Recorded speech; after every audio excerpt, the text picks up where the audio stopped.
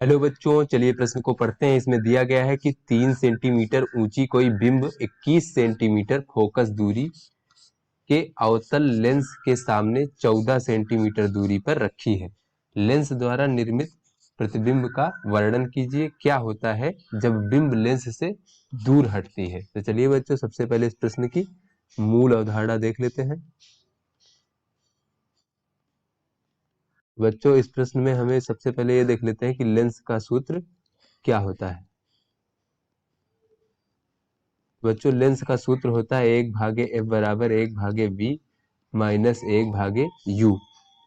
जहां पे बच्चों जो f है वो लेंस की फोकस दूरी है, और जो v है वो लेंस से प्रतिबिंब की दूरी है, और जो u है बच्चों ये लेंस से वस्तु की दूरी है।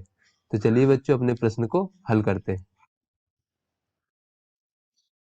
तो बच्चों इसमें हमें दिया गया है कि बिंब की ऊंचाई हमें दी गई है 3 सेंटीमीटर, तो इसे हम h1 मान लेते हैं बच्चों। ये हमें 3 सेंटीमीटर दी गई है, और इसकी जो फोकस दूरी है लेंस की बच्चों वो f मान लेते हैं। अब चूंकि ये अवतल लेंस है तो इसकी फोकस दूरी -21 सेंटीमीटर होगी बच्चों। अब लेंस के सामने 14 सेंटीमीटर पर ये बिंब रखा हुआ है, तो वस्तु की दूरी u बराबर जो है बच्चों लेंस के सामने -14 सेंटीमीटर। बच्चों इस प्रकार से कोई हमारा लेंस है अवतल, इस प्रकार से इस लेंस में बच्चों जो लेंस के दाईं ओर की दूरियां हैं पीछे की ओर, इन्हें हम धनात्मक मानेंगे, और जो लेंस के बाईं ओर की दूरियां हैं इन्हें हम ऋणात्मक मानेंगे। इसलिए जो ये वस्तु की दूरी है बिंब की 14 सेंटीमीटर है, तो ये लेंस के सामने कहीं रखा गया है 14 सेंटीमीटर पर, तो इसे हम -14 सेंटीमीटर ले लेते हैं। उसके बाद बच्चों लिखा है लेंस द्वारा निर्मित प्रतिबिंब का वर्णन कीजिए। तो बच्चों जो प्रतिबिंब की दूरी है लेंस से v को हमें ज्ञात करना है। तो चलिए बच्चों उसके लिए हम लेंस का सूत्र लगाते हैं। तो लेंस के सूत्र से हो जाएगा 1/f बराबर 1/v माइनस 1/u। तो यहाँ से बच्चों f का मान हमें दिया गया है, तो f का मान -21 सेंटीमीटर हो जाएगा। -21 बराबर 1/v हमें ज्ञात करना है बच्चों, -1/u का मान -14 सेंटीमीटर। तो यहाँ से बच्चों 1/v बराबर हमें प्राप्त हो जाएगा, ये बच्चों हमारा रहेगा -1/21। और बच्चों ये माइनस माइनस प्लस हो जाएगा, और जब उस पक्ष में जाएगा तो -1/14। तो बच्चों जब इसको हम और आगे हल करेंगे तो ये हो जाएगा हमारा -2 -3 भागे 42 बराबर बच्चों ये हो जाएगा -5/42। अब बच्चों हम इसको उलट देंगे तो v बराबर हमें प्राप्त हो जाएगा -42/5। इसको जब हल करेंगे तो हो जाएगा -8.4 सेंटीमीटर। अर्थात बच्चों जो प्रतिबिंब की लेंस से दूरी होगी वो 8.4 सेंटीमीटर होगी, और माइनस चिन्ह लगा है, अर्थात बच्चों ये लेंस के सामने इस ओर बनेगा, यहाँ कहीं पर 8.4 सेंटीमीटर दूरी पर। तो बच्चों ये दूरी हो गई लेंस से, और ये माइनस है, अर्थात यहाँ पे जो प्रतिबिंब होगा बच्चों ये आभासी होगा, लेंस के सामने बन रहा है आभासी। और जो इसकी लेंस से दूरी है वो 8.4 सेंटीमीटर है। अब चलिए बच्चों प्रतिबिंब की ऊंचाई देख लेते हैं। तो बच्चों इसके लिए अगर हम लेंस का आवर्धन देखें तो ये होता है बच्चों प्रतिबिंब प्रतिबिंब की ऊंचाई, इसे बच्चों हम लोग h2 मान लेते हैं, भागे बिंब की ऊंचाई,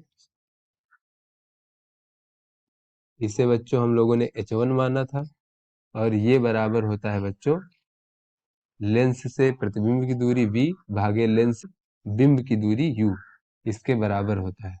तो चलिए बच्चों यहाँ से अगर हम v का मान रखते हैं तो v का मान हमें प्राप्त हुआ -8.4 सेंटीमीटर, और u का मान था बच्चों -14 सेंटीमीटर। तो यहाँ से बच्चों जो h2 का मान हमें ज्ञात हो जाएगा वो हो जाएगा 8.4 भागे 14 गुणे h1। बच्चों वस्तु की ऊंचाई हमें 3 सेंटीमीटर दी गई है प्रश्न में यहाँ पे, तो ये h1 का मान रख देते हैं। तो बच्चों ये हो जाएगा हमारा 8.4 भागे 14 गुणे 3। तो बच्चों इसको जब हम हल करेंगे तो h2 बराबर हमें प्राप्त हो जाएगा 1.8 सेंटीमीटर।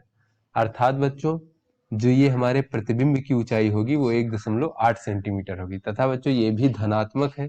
इसका अर्थ ये हुआ बच्चों कि ये हमारी वस्तु की ऊंचाई भी धनात्मक, अर्थात अगर हमारा वस्तु इस प्रकार से रहा होगा 3 सेंटीमीटर ऊंचा, तो हमारा प्रतिबिंब भी सीधा ही रहेगा, क्योंकि ये भी धनात्मक। लेंस के जो ऊपर वाले बच्चों ऊंचाई को इस प्रकार से हम नापते हैं, ये धनात्मक, तथा नीचे की दूरियों को हम इस प्रकार से ऋणात्मक नापते हैं।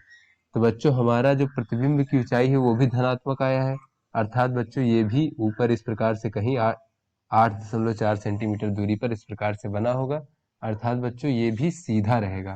तो इससे हमें ये पता चला कि प्रतिबिंब हमारा आभासी तथा सीधा होगा। तथा बच्चों ये हमारा प्रतिबिंब की ऊंचाई प्राप्त हो गई, तथा ये हमारा प्रतिबिंब की दूरी प्राप्त हो गई लेंस से। आगे बच्चों प्रश्न में पूछा गया है कि क्या होता है जब बिंब जो है लेंस से दूर हटती है। तो बच्चों जैसे जैसे बिंब लेंस से दूर हटेगी, बिंब लेंस से दूर हटने पर बच्चों जो प्रतिबिंब होगा फोकस के समीप होता जाएगा, फोकस के समीप जाता जाएगा। अर्थात बच्चों जैसे जैसे बिंब जो है लेंस से दूर अनंत की तरफ बढ़ता जाएगा, प्रतिबिंब फोकस के करीब बढ़ता जाएगा। अंत में बच्चों जब u बराबर अनंत हो जाएगा, अर्थात जब बिंब जो है हमारा अनंत पर पहुंच जाएगा, उस समय जो हमारा वस्तु है वो फोकस पे पहुंच जाएगा। तो आशा करते हैं बच्चों ये आपको समझ में आ गया होगा। धन्यवाद।